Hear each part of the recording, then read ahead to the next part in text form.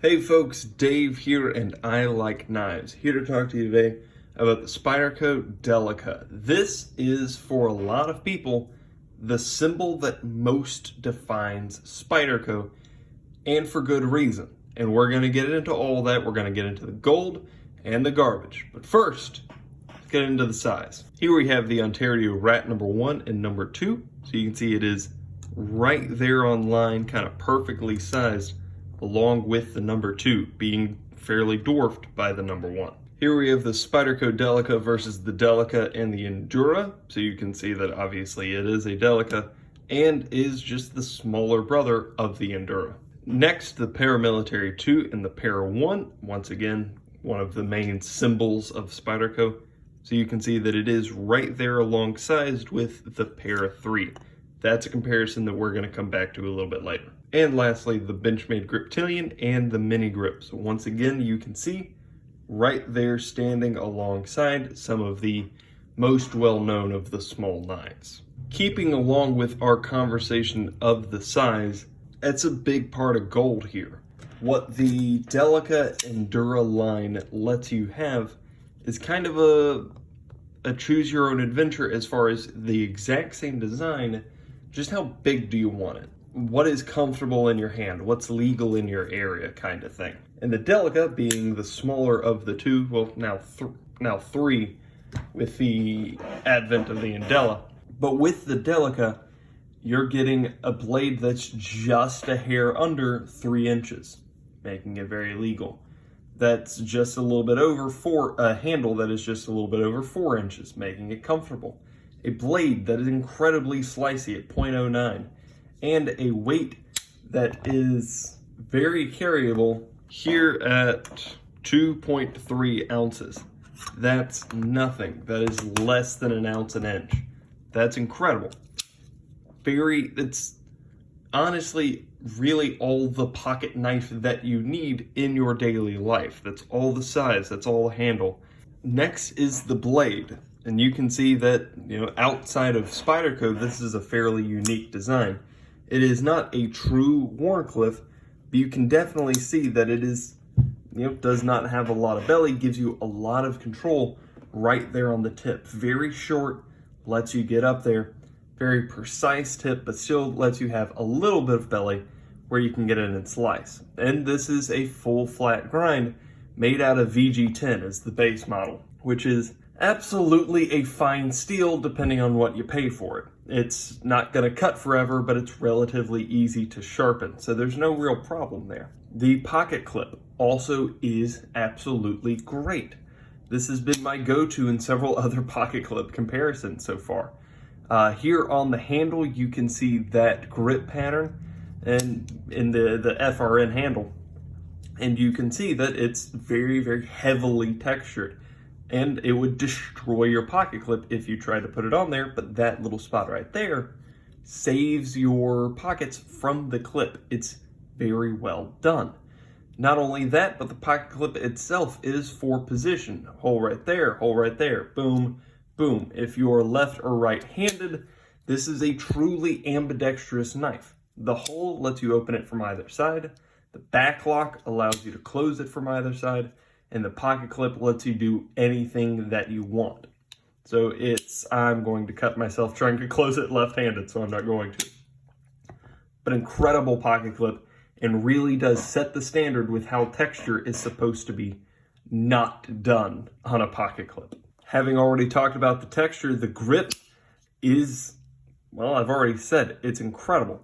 Little jimping right here, not on the steel itself, but kind of ground into the FRN. It's gentle, you can feel it, but it doesn't eat your thumb kind of thing. The jimping here on the back of the blade, a little bit more aggressive, keeps you from sliding up over. The grip on the handle itself, I've already said that, well, those are some pretty sharp points if you're not sure what you're grabbing, but because of the way that they're made, the bi-directional texturing, it doesn't stab your thumb. Your thumb does sit on top of it. It's more of when you try to pull it out, that it really does engage. Combine that with a little bit of finger choilage around the place, right there, not aggressive enough to be something like a CRK minimalist that just locks your hands in those positions with no choice. It's more of a suggestion, but it's a good suggestion. Like for me, my finger rests on that point. It's really supposed to go right there, but it doesn't quite fit, so it goes more right there. And even though it's on that point, it's not really a hot spot for me. It's not very uncomfortable. It's a very comfortable knife to have in hand, and it's not going anywhere. What we have in front of us is a FRN lockback knife, which is the most simple thing that I can imagine. And that's great. There are a lot of knives out there. Take the Griptilian, for instance, that there's some people who are new to knives that the access lock takes them a second to get their mind around. The compression lock, that's something that even people that I know that are familiar with my knives, that is still a struggle for them, and they still have to, kind of figure it out and then close it, something like that. With a lockback, that's such an old grandpa thing going back to the Buck 110 that there's, you see the tang right there, and it's got a little bit of a divot, but with that there, it's so easy to close it right there, and it's just a knife. It's obvious how to open it, it's obvious how to close it, and it's completely safe going both ways. And also because of the action, which is not something that is often talked about with a lockback knife for good reason, but with the action, you can throw it closed and do it one-handed. Or just as easy and more safe to do it two-handed. Your choice. One of the reasons why it's so safe to close one-handed is because of this divot right there. That is not a finger choil, and we're going to come back to that. But what it is a spacer. So there are knives but with the Cold Steel Recon 1, that this is an incredible knife, and for a couple of reasons, it makes me uncomfortable. The reason relevant here is that as I close, that space right there, where your finger is safe from the live blade closing, it's a small area. You have to have your finger in just the right spot, or you are going to get bit like I have numerous times. Instead, with the Delica, that is, well, let's compare. Right there. So you can see probably how much bigger the Delica's safe space is. I like safe spaces. I don't like my fingers getting cut up. And the Delica does it perfectly. Now, to avoid all this, one of the reasons why I like the compression lock, because your fingers don't have to be in the way of the blade. But if you're going to do a back lock, it's just the correct way to do it. On a Buck 110, it doesn't have to, because it has so much resistance that you have to close it two-handed. With this, closing one-handed, nice, easy, simple, perfect. A perfect knife to hand to somebody. You can trust people with this knife. It's a great boost. Filming this after, so I apologize if the borders are off. But I also love the naming convention here in this family. The Endura, endurance, it's longer, it's bigger. The Delica, it's delicate, it's smaller, it's little. And the Indela, obviously, just being a crush up of those two names. Great names. Great names. And what the Delica may, at this point, honestly be most known for is the variety. Is the 1,000 different styles that this thing is available in. You can get them bigger in the Endura and the Indela, but this one's here just representing ZDP, S90, M390, with the Emerson Wave. Incredible variety. They've been released in H1, which is rust proof. They've been released in everything, S30, S35, I'm pretty sure. Glow-in-the-dark handles, serrated. It's incredible. The options available to you with a Spyderco Delica are just insane. Handle scales, pocket clips. You can do anything that you want. This is from knivesplus.com, and it's the Wharncliffe grind. You can get that on a Delica. What's it called? The Janica, the Michael Janich version, which is the tactical version. You can do that.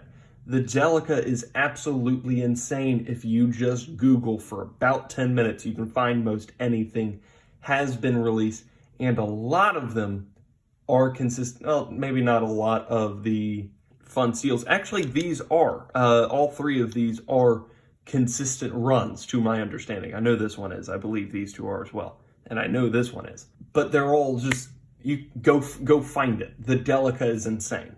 So much fun stuff happening. But with that much gold, obviously there are going to be a couple of drawbacks. There is going to be a little bit of garbage.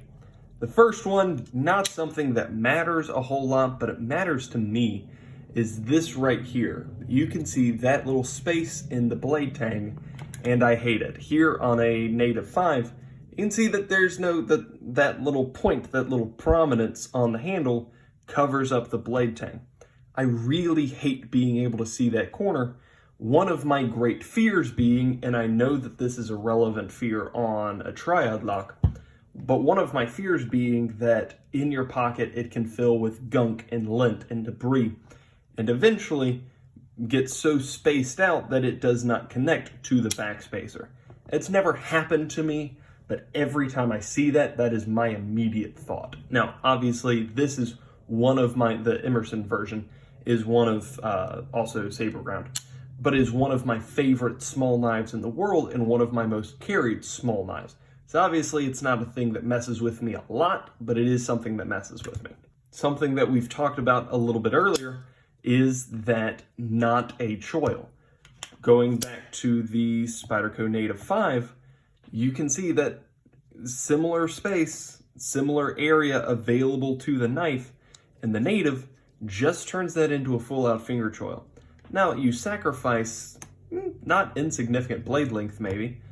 You sacrifice blade length to do that, but so easily it could have been done. You could have in fact, it's so easy to put a finger choil on this that the bird version, is it the Harrier? The bird Caracara? I think the Caracara is the Endura version. But the bird version of this knife, BYRD, is the budget Spyderco brand, so it's essentially the same design in HCR 13. But that version of this knife, exact same blade design, that version has a finger choil. Why does this not have a finger choil? Right there. This little point serves absolutely no purpose. It doesn't cover up the tang while it's closed, so it is meaningless. Now, obviously, you could take that, ground that off, and make a finger choil yourself, but that's such an awkward thing that Spyderco, who is usually so good on their ergonomic designs, and this is comfortable, but that's a thing, man. They're paramilitary too. They love them a finger choil. So it amazes me that in this, a knife that so desperately either needs it or doesn't is left there in the middle where kinda, but not. And it's a very confusing thing. I do wish that they had take that and scallop that off a little bit, ground off that tip, and put it in a finger choil. Should be simple, but whatever. Variety is a big thing with this knife, and obviously there are a lot of options for what you can get, but there are also a lot of drawbacks on what you can't. For instance, a coated blade exists in two places, to my understanding, with the Delica. The tactical version, where it's blacked out hardware and half serrated, and the glow-in-the-dark version. Glow-in-the-dark version being considerably more expensive. I don't want serration, so obviously I don't want the tactical version, and the glow-in-the-dark version's a lot of money, so that's out for me. What I so want out of this knife is, well, it's not this knife necessarily, it's the Indela coated K390 with an Emerson wave, but with all of the cool things that this knife is capable of doing, being Wharncliffe, being in fun steels, being coated, kind of, having an Emerson wave, there's no way to combine them. they all, and well, looking like that, they all stand apart. What I most want out of Spyderco is a build your own Delica section on their website. Similar to how Benchmade let me build this thing. Now I spent way more money on this than on a base Griptilian, but I got exactly what I wanted. I got the steel, the design, the handles, the hardware, the pocket clip. I got everything that I wanted, nice and easy. And it's a real shame that Spyderco has not done that yet. Now, because this is made out of the Taiwanese factory, maybe that plays, with their ability to do it. But I trust Spyderco. They're a smart group of people. They can figure it out. They can get that done. Spyderco, please give me a build your own Delica version section on your website so that I can have a coated K390 waved in Della. Just a little bit longer, just pushing over that 3 inches. And kind of the most meaningful thing about this, at this point, this is an old knife. This is the 4th iteration. Used to have a plastic pocket clip back when that was a good idea. But at this point in this thing's life, the most meaningful thing about this is the price. And the price is baseline around $80. And that is just not okay. We exist in a time now where the knife world is more competitive than it has ever been in history. There are knives coming out of Kaiser, coming out of Civivi, etc., that push the quality, that push and this isn't a poorly made knife, but I mean, this isn't a custom hinderer as far as like blade, as far as like fasteners and handle scales go. But even coming out of Spyderco, there's so many for this price range, for $80. There is so much out there in the world. This is a Native 5 lightweight. It has vastly upgraded steel and cost about $10 to $20 more. This is a Para 3 lightweight, and it's got comparable steel, but has a compression lock and a better pocket clip in my opinion, a better lock in my opinion, and in a lot of ways feels like a natural evolution of this. It's been referred to as the Delica 5. I don't own it, but the Chaparral lightweight, the Chaparral FRN, gets you a lot of similar design cues, but it's even more slicey. I think it's lighter. I'm not sure on that. But it's the same price in a vastly upgraded steel. This is the Dividend M390, and it costs less. The Link M390 costs less. They're about $70 than the base Spyderco. Now, any variety, and you're going to be looking around $100. With the Emerson Wave, you're looking around $90. Just a couple of years ago, it feels like just last year, this Spyderco Delica was $60. I bought it from a guy, I paid $50, but brand new, it was $60. And that felt like it was pushing it a little bit. It had been fine for a long time, but when Kaiser Vanguard series steps onto the scene and starts using the same materials, but with better designs, $60 felt like a lot. $80 at this point is just absurd. It's inexcusable. It's nonsense, unfortunately. This is a knife that I love, and the fact that I own so many should point to that. But the price and the position in the marketplace at this point is absolutely nonsense. I love the Delica. I'm glad that I have them, and for a lot of people, this is kind of the pinnacle of knife. It's the most knife that you need, but not for $80. Not for $80. If you have any questions, comments, or concerns, or stories, please let me know down below. Other than that, y'all have a great day.